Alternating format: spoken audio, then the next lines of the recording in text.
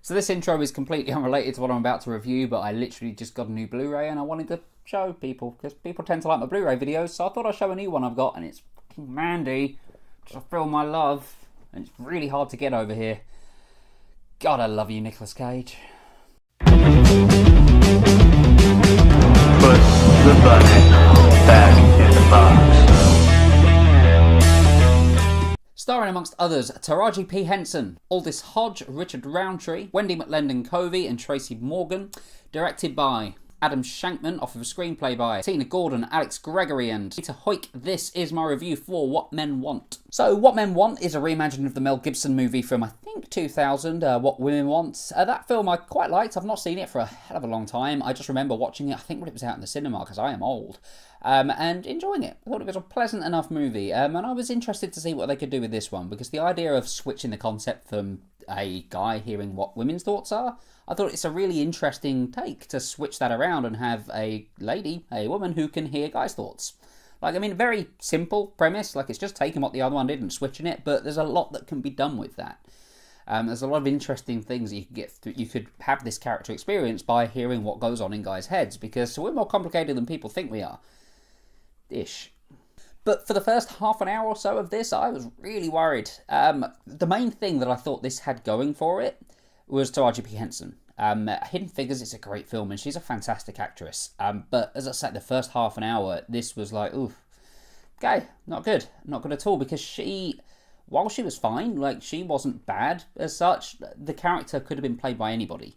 And that is, to me, it's either a sign of a weak performance or it's a sign of a weak character. And in this case, knowing how great she is, it definitely just struck me as a weak character.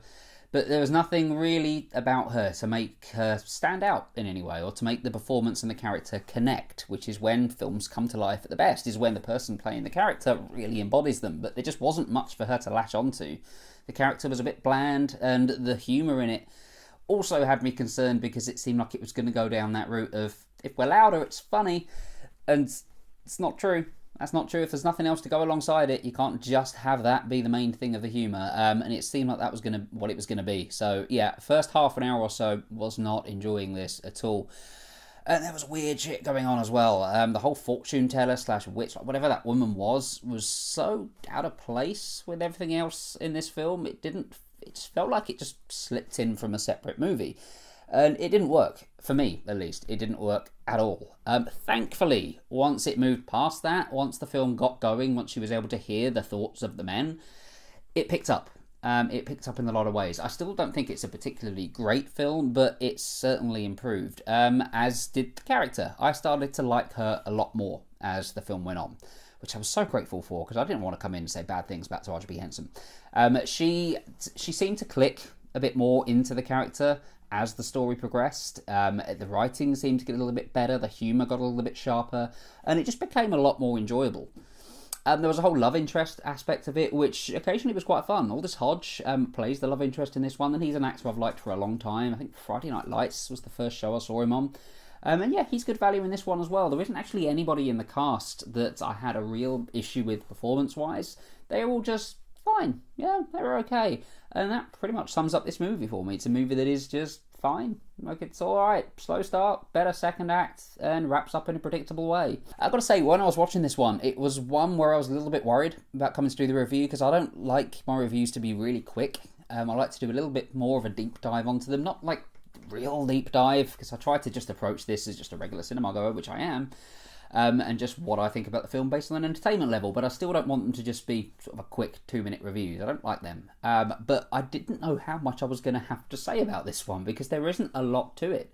It's just a movie that gets better as it goes on, kind of stumbles a little bit in the final act, and it's just overall an okay experience. Like, I'm glad-ish that I watched it. I don't resent watching it.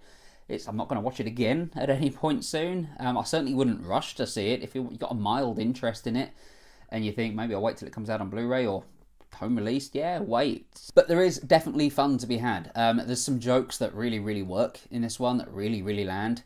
There's some that don't. It's just very much a mixed bag throughout for me. About half of the stuff works with it and half of it doesn't.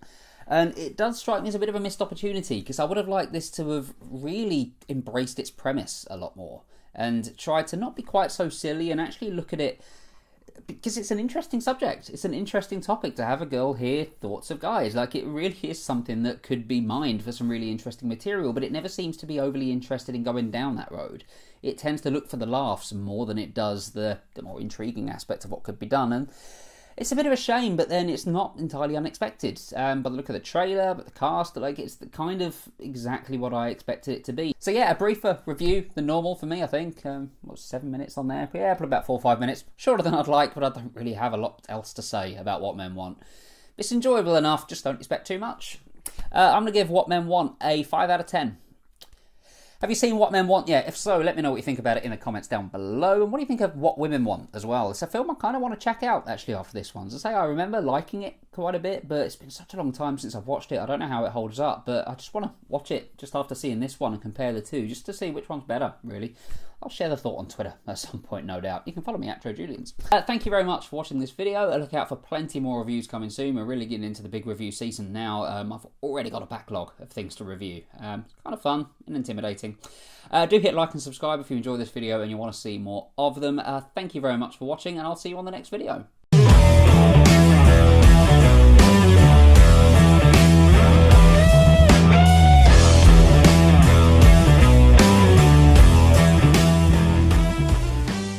And I'll see you on the next video.